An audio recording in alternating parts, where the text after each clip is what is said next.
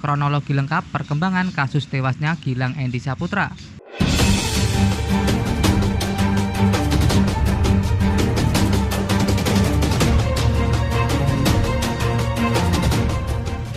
Kasus tewasnya Gilang Endi Saputra saat mengikuti Diklatcar Pragladi Patria ke-36 Menwa Universitas 11 Maret atau UNS menggemparkan warga di wilayah Solo Raya.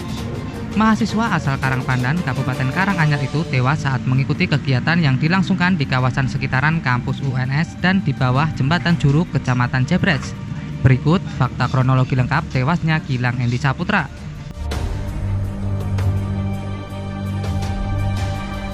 Fakta pertama, mengikuti Diklatcar Pragladi Patri ke-36 Menwa UNS.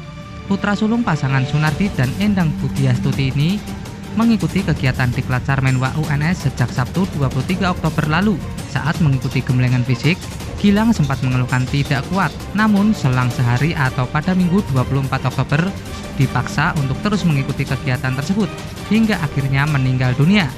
Fakta kedua, korban meninggal sebelum sampai di RSUD Dr. Muwardi. Korban Gilang Endi Saputra dinyatakan meninggal dunia pada Minggu 24 Oktober 2021 pada pukul 10 malam.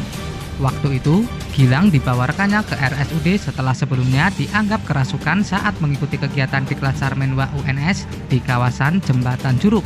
Namun, sebelum mendapat penanganan medis dari pihak rumah sakit, korban telah dinyatakan meninggal dunia. Setelah itu, jenazah korban dibawa ke rumah duka sekira subuh pada Senin 25 Oktober 2021. Pihak keluarga terkejut lantaran Gilang saat berangkat mengikuti kegiatan tersebut dalam kondisi sehat. Selain itu, pihak keluarga juga sempat membuka kain kafan korban dan menemukan adanya kejanggalan. Hingga akhirnya jenazah korban dibawa kembali ke RSUD Dr. Muwardi agar dilakukan visum. Fakta ketiga, langsung melakukan olah TKP. Mengetahui adanya kejadian dugaan kekerasan hingga mengakibatkan korban jiwa, Satreskrim Polresta Solo langsung bertindak cepat. Mereka mengumpulkan barang bukti dan meninjau langsung lokasi TKP pada Senin 25 Oktober 2021. Meski pihak keluarga belum melapor, namun aparat memiliki keyakinan bahwa ada kejanggalan dalam kasus tersebut. Usai dilaksanakan olah TKP, kasus ini terus bergulir dari tingkat penyelidikan ke penyidikan. Sebanyak 26 saksi menjalani pemeriksaan, baik dari peserta, panitia, dosen, hingga warga sekitar. Fakta keempat, hasil otopsi.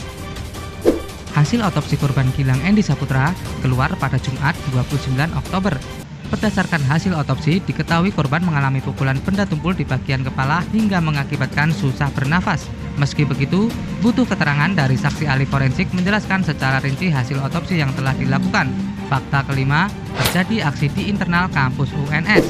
Ribuan massa mahasiswa menggelar aksi menyusul tewasnya Gilang Endi Saputra di depan Rektorat UNS. Mereka menuntut transparansi hingga pembubaran resimen mahasiswa atau Menwa UNS. Dalam orasi yang dilakukan, mereka menilai bahwa pihak kampus terkesan menutupi kasus Gilang. Selain itu, mahasiswa juga menanyakan hasil otopsi rekan mereka Gilang. Tak sampai di situ, orasi juga menyinggung perihal kiasan mengenai kipas asmara dan ranting jatuh, di mana bagi peserta Diklatcar Menwa UNS, ungkapan itu digunakan sebagai kode tamparan dan popor senjata. Fakta ke-6, pihak Polresta Solo mendatangi rumah korban Gilang Endi Saputra di Karangpandan, Kabupaten Karanganyar. Jajaran Polresta Solo yang dipimpin oleh Kapolresta, Kombes Pol Ade Safri Simanjuntak, mendatangi kediaman Gilang Endi Saputra.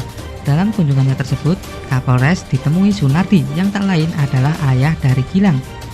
Kapolresta menyerahkan 2 buah surat berisi SPDP dan SP2HP yang menyatakan bahwa pihaknya serius dalam menangani kasus tersebut. Fakta ke-7, 2 orang panitia Diklatcar ditetapkan sebagai tersangka. Polresta Solo menetapkan 2 orang berinisial NFM dan FPJ sebagai tersangka dalam kasus tewasnya Gilang Endi Saputra. Penetapan tersangka setelah pihak penyidik melakukan proses hukum secara lengkap. Kapolresta Solo Kombes Pol Ade Safri Simanjuntak mengatakan setelah dilakukan penetapan, pihaknya langsung menangkap 2 tersangka di kawasan Jebres sekitar pukul 14.10 waktu Indonesia Barat. Tidak menutup kemungkinan jumlah tersangka dalam kasus ini meningkat seiring dilakukannya proses hukum yang terus berjalan. Nah, inilah fakta dari kronologi misteri tewasnya Gilang Endi Saputra.